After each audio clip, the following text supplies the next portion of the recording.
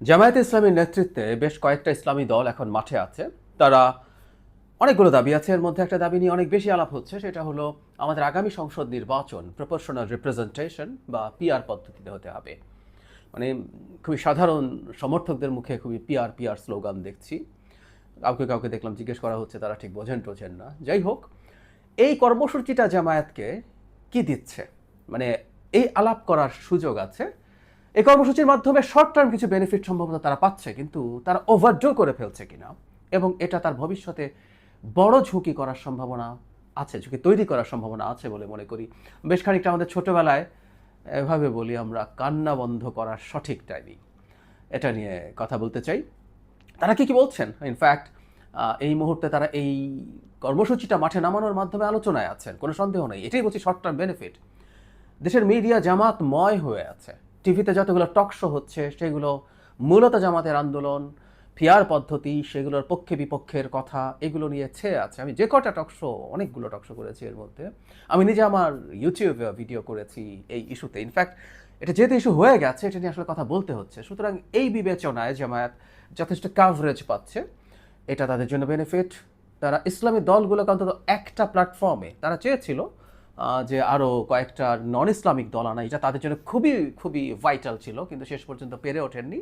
আমরা জানি না নির্বাচনে এগিয়ে আসলে কি হবে।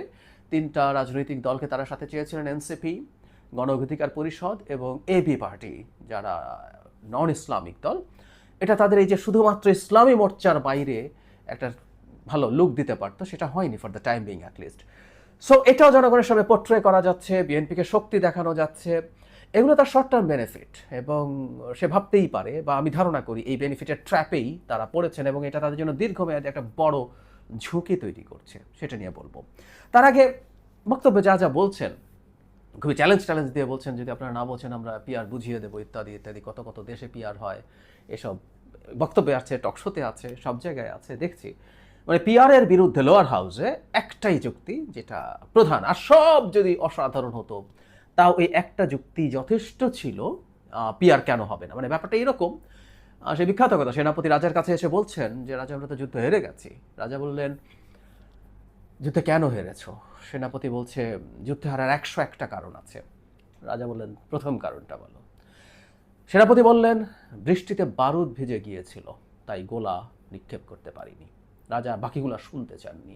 ওই একটা কারণ is more than enough to know যুদ্ধে কেন হারা হয়েছিল। ঠিক একই রকমভাবে একটা আনস্টেবল সরকার হবে, বাংলাদেশের সকাল বিকাল সরকারের পতন হবে, এটার চাইতে আর বড় কোনো যুক্তি দরকার নেই লোয়ার হাউসে পিআর বাদ দেওয়ার। কিন্তু একই সাথে আমরা প্রায় বলি যে ভোটের তো আসলে এক ধরনের মূল্যায়ন হচ্ছে না, সেজন্য আমরা আপার হাউসে পিআরের কথা বলছি, যেটা বিএনপি মানছে না, এটা খুবই হাস্যকর। কিন্তু ওটা আমরা এই কারণে হাইব্রিড এই সিস্টেমটা অফার করেছি। কিন্তু তারা আরও যুক্তি দিচ্ছেন লোয়ার হাউসে পিআর নিয়ে। আমার সাথে বসেও সেদিন জামায়াতের একজন নেতা, যিনি ছাত্র শিবিরের প্রেসিডেন্ট ছিলেন, তিনি বলছেন এভাবে, আমি খুব অবাক হয়েছি। যেমন ধরুন, কালো টাকা মনোনয়ন বাণিজ্য নাকি বন্ধ করা যাবে, মানে কি স্টুপিড যুক্তি, এটা কেন্দ্রীয়ভাবে তারা দিচ্ছেন। একটা সাধারণ নির্বাচনে আমাদের টিপিক্যাল দলগুলো ধরে নিলাম মনোনয়ন বাণিজ্য করে, কিন্তু একটা ঘটনা থাকেই ওখানে, যখন একটা সিটে বা একটা কনস্টিটিউয়েন্সিতে একজন ক্যান্ডিডেট থাকে যার দুর্দান্ত জনসংযোগ থাকে, চেষ্টা করলে অনেক সময় সেই মানুষটাকে সরানো যায় না, কারণ নেতাকর্মী এবং সমর্থকদের চাপ আছে। বহু সময় দেখা গেছে অন্য কেউকে দেওয়ার পর তিনি স্বতন্ত্র দাঁড়িয়ে জিতে যান। সুতরাং দলের সর্বোচ্চ নেতার উপর একটা তীব্র চাপ থাকে ওখানকার জনমতকে প্রাধান্য দেওয়ার, তাই তিনি প্রত্যেকটা সিট বেচে দিতে চাইলেও, আমি তর্কের খাতিরে ধরলাম, আমাদের ফার্স্ট পাস দ্য পোস্ট বা এফপিটিপিতে এটা সহজ হয় না। আর পিআরের ক্ষেত্রে উনি বসে একটা তালিকা করবেন, সেই তালিকায় যে কেউ যেতে পারেন, যে কেউ, এমনকি নির্বাচনে না জিতেও যেতে পারেন। এই আলাপ জামায়াত সম্পর্কে আছে। জামায়াতের টপ লিডাররা নিজেদের কনস্টিটিউয়েন্সিতে জিতবেন না বলেই তারা পিআর চান, যাতে নামের তালিকা করলে তো প্রথম দিকে তারাই থাকবেন।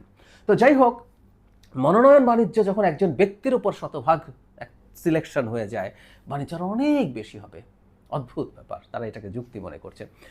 নাম্বার 2 হচ্ছে, কেউ কেউ বলছেন, আমার সামনে এই যুক্তিগুলো ক্রমাগত দেওয়া হয়, সেটা হচ্ছে এখানে পেশি শক্তির বা মানে হাঙ্গামা নির্বাচনে হবে না, শান্তিপূর্ণ নির্বাচন হবে। কিভাবে তারা এটা মনে করেন আমি আসলে জানি না। মানে প্রত্যেকটা কনস্টিটিউয়েন্সিতে প্রত্যেক দলের নেতারা আছে এবং তারা চেষ্টা করবেন তাদের মার্কার জন্য সর্বোচ্চ ভোট অর্জন করার জন্য, এটা তো চাইবেন তারা। তো প্রত্যেক দল তার কর্মীদেরকে, তার নেতাদেরকে এই মেসেজ দিয়ে রাখবেন, কোনো নেতা যদি ভবিষ্যতে তার রাজনৈতিক ভবিষ্যৎ রাখতে হয়, তাহলে এখান থেকে তাকে বেশি ভোট এনে দিতেই হবে। সুতরাং একই ঘটনাই ঘটবে, যারা ঘটানোর তারা একইভাবেই ঘটনা ঘটাবেন। মানে পিআর করলেই লোকের সুর করে ভদ্র হয়ে যাবে, আর তার মার্কার জন্য ভোটের ক্ষেত্রে যদি পেশি শক্তির আলাপ আসে, পেশি শক্তি প্রয়োগ করবেন না, প্রদর্শন করবেন না, মানে এই ধরনের মানে শিশুতোষ যুক্তিও না, এগুলো কোনো যুক্তিই না, উদ্ভট কতগুলো কথা তারা বলে বেড়াচ্ছেন পিআর নিয়ে। কত দেশে আছে, মানে দেশে থাকলেই এটা হয়ে যায়। তাহলে তার পাল্টা যুক্তি হচ্ছে তত্ত্বাবধায়ক সরকার আমরাই প্রথম শুরু করেছিলাম, পৃথিবীর কোথাও ছিল না, তো ওটা দরকার ছিল না। জামায়াত আওয়ামী লীগের সাথে আন্দোলন করেছে এবং তারা দাবি করে এটা তাদের ব্রেইন চাইল্ড। তো তাহলে যেটা স্ট্যাটিস্টিকলি দেখাচ্ছেন, তো এখানে আবার স্ট্যাটিস্টিক্স না কেন? বা এখনও তো আমরা এটা চাইতে পারি না, কারণ আমাদের পর পাকিস্তান করেছে একটু ডিফারেন্ট ফর্মে, এছাড়া তার কোথাও নাই। তাহলে তো তত্ত্বাবধায়কের আলাপের দরকার নাই, আমি ডেটা দিয়ে দেখিয়ে দেবো। এই যে হাসিনাও যে ডেটা দিতেন যে পৃথিবীর কোথায় আছে, এটা অগণতান্ত্রিক, হাসিনার যুক্তি, ডেটা দেখানো। পৃথিবীর প্রত্যেকটা দেশে পরিস্থিতি তার দেশের মতো করে ঠিক করতে হয়। আমরা নেপালের পরিস্থিতি দেখেছি, নেপালে যদি ভালোও থাকতো তারপর আমাদের দেশে কি হতো আমাকে সেটা আমার মতো করে বুঝতে হতো।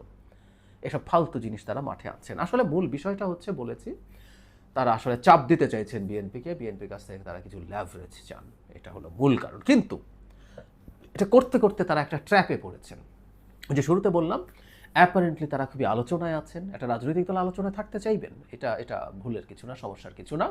তারা মিডিয়াতে যতই থাকবেন সেটা তাদের জন্য ভালো। আমরা যে ফুটেজ খাওয়ার কথা বলি কথ্য ভাষায়, যে যত ফুটেজ খেতে পারেন সেটা দিনের শেষে তার রাজনীতিকে সুবিধা দেবে, দ্যাটস ফাইন।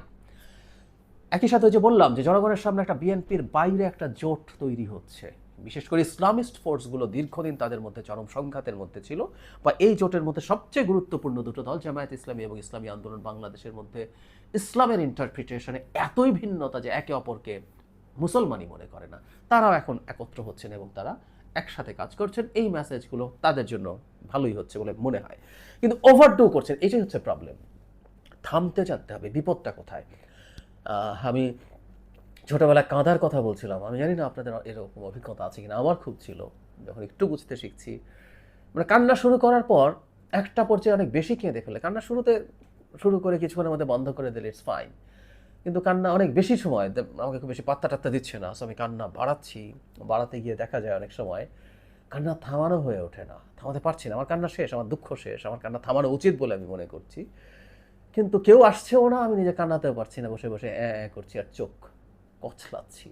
এই ধরনের একটা প্রবণতা ছিল, কারণ ইগোর বিষয় হয়ে যায়। আমি এতক্ষণ ধরে কাঁদছি, কেউ আমাকে কিছু করতে আসলো না, এখন আমি কীভাবে কান্না থামাই, ওটা পর্যন্ত।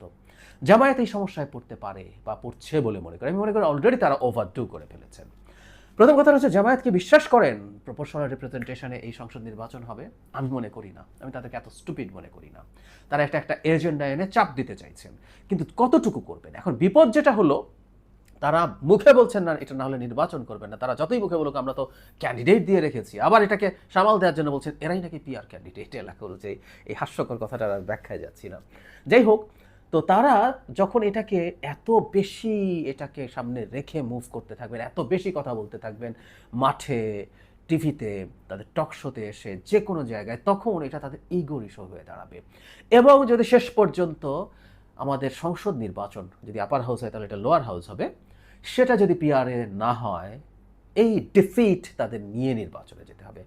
বাংলাদেশের রাজনীতিতে এই ডিফিট নিয়ে নির্বাচনে যাওয়াটা কিন্তু প্রবলেম্যাটিক। এটা সব সময় দেখা গেছে, বিজয় নিয়ে নির্বাচনে গেলে সেটার ফল ভালো হয়। জামাত এই মুহূর্তে খুবই কনফিডেন্ট আছে, তাদের অনেক ভালো ফলাফল করার সম্ভাবনা অনেক আগে থেকেই তাদের মুখে শুনি। জাকসুতে দুর্দান্ত ফলাফল করলেন, চাকসুতেও তারা ভালো করবেন ধারণা করা যায়, এবং তারা মনে করছেন এটা দিয়ে তারা আসলে এই দেশ জিতে ফেলবেন এবং জাতীয় নির্বাচনে বিএনপিকে একটা চরম ধাক্কা দেবেন। আমি মনে করি না, আমি ধারণা করি জামাতও মনে করে না। জামাত মনে করলে নির্বাচনে চলে যেত। তারা এই যে যাবতীয় যত সব কাণ্ডকীর্তি করছে, বা তাদের সমর্থন অত আছে বলছেন, এই যে তারা একটা মিথ্যাচার করেন, 71% লোক পিআর চায়, এটা আপার হাউসে চায়। সেদিনও 2 দিন আগেও আমার সাথে টকশোতে একই মিথ্যাচার দেখলাম, তাদের নায়েবে আমির প্রথম এটা শুরু করেছিলেন। আর যদি চায় তো চায়, ওনার গণভোট চাইছেন, সবই যদি হয়, সব কিছু বহুবার বলেছি, সব কিছুকে ম্যানিফেস্টো বানিয়ে নির্বাচনে যান, জনগণ ভোট দিলে সব কিছু এসে পার্লামেন্টে করে ফেলুন, যা করার সব করে ফেলুন। সো জামাত আসলে আমি জানি যে তারা যত কনফিডেন্স দেখায় ওপরে ততটা কনফিডেন্ট তারা নন। তাদের কাছে নিজস্ব সার্ভে, নিজস্ব ডেটা নিশ্চয়ই আছে, এটা নিয়ে কোনো কনফিউশনের কিছু নেই। তো যেটা বলছিলাম, জামাত এই ঝুঁকিটা নিচ্ছে জামাত পরাজিত হয়ে নির্বাচনে যাবে। অলরেডি যথেষ্টের বেশি দেরি হয়ে গেছে, এখনও থামলে তাও খানিকটা মুখ রক্ষা করার সুযোগ থাকতে পারে, কিন্তু তারা আরও যত এগিয়ে যাবেন, কারণ নির্বাচনের মাত্র 4 মাস সময় বাকি, আরও যত এগিয়ে যেতে থাকবেন ততই তাদের এই ইগো বাড়তে থাকবে এবং এটা মেনে না নেওয়ার পরিস্থিতি আছে। আর যদি শেষ পর্যন্ত ইগোর কারণে নির্বাচনকে ভণ্ডুল বা বানচাল করার মতো পরিস্থিতি তৈরি হয়, তার দায়ও দলটাকে এমনভাবে নিতে হবে, তার ভবিষ্যৎ রাজনীতি বিরাট প্রশ্নের মুখে পড়বে। জামাতের থামা উচিত।